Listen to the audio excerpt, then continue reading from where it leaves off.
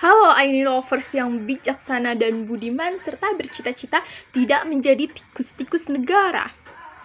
Jadi di sini Aini akan berkisah tentang the real story, tentang drama ojol. Jadi temen gue tuh pernah cerita, dia diceritain sama ibu-ibu, mas saya pernah loh dulu ngasih bintang 1 ke ojol dengan bangganya. Saya nggak tahu dulu kalau bintang 1 itu ternyata bintang paling buruk gitu. Terus yang kedua ini pengalaman pribadi guys, aku diceritain, sebut merek aja ya, Maxim. Jadi Maxim itu dulu drivernya sedikit dan penumpangnya jujur peminatnya juga masih sedikit, mungkin karena pemasarannya masih kurang gitu. Jadi sering dapat penumpang yang sama gitu, abangnya cerita.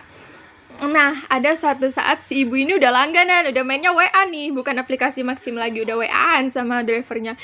Mas, saya mau ya kayak biasa, rute biasa, harga biasa gitu, udah WA. Berapa saat kemudian saya lupa, malah saya pesennya di aplikasi, yang datang bukan mas.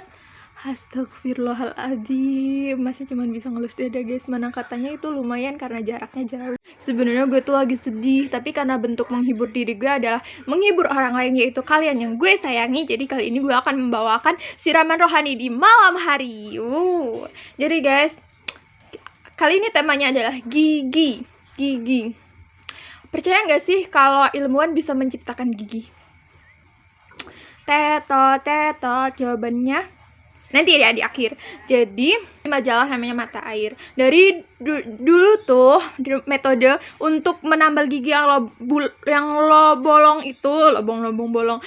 Itulah pokoknya yang lo bolong itu, dia ngikis enamel di sampingnya. Jadi lapisan-lapisan gigi di pinggir-pinggirnya itu dikikis-kikisin biar dia bisa nempel satu gigi itu. Cek. Jadi zaman purbakala tuh pernah metode tambal gigi pakai bambu, pakai kayu, nyangka nggak sih?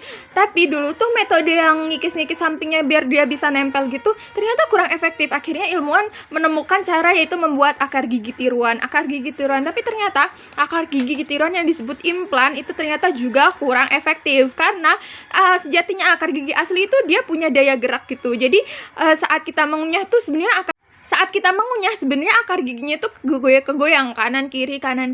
Jadi tumpuan kunyahan kita gitu nggak di satu titik tertentu aja gitu, dan punya daya pegas gitu akar gigi kita. Nah, tapi kalau gigi implan yang dibuat dari bahan-bahan lain itu dia nggak punya daya pegas. Sekalipun dibuat dengan daya pegasnya itu kurang kuat untuk daya gigitan kita gitu.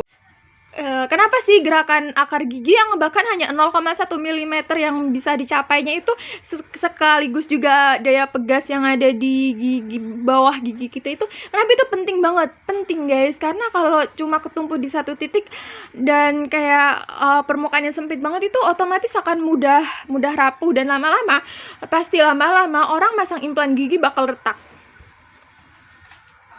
Dan kalaupun kita masang semua gigi itu akan ada semua gigi itu semuanya palsu, itu akan ada sensasi retak gitu guys, sensasi retak ke bawah, sensasi kayak kenangan aja ke bawah. Jadi kayak ada sensasi itu guys, sensasi gigi mau copot gitu. Jadi kalau gigi lepas pasang gitu loh, jadi nggak nyaman. Pokoknya itu enggak, sampai saat ini belum ditemukan gigi palsu yang bener-bener nyaman. Dan sekarang lagi dikembangkan teori sel punca, yaitu membuat bibit gigi baru dari sel manusia itu sendiri, diambil gitu, ditanam di gigi yang kosong gitu. Tapi itu juga masih dalam tahap penelitian dan tentu belum bisa menggantikan peran gigi asli. Jadi gigi aja manusia nggak bisa buat, apalagi perasaan dan nyawa.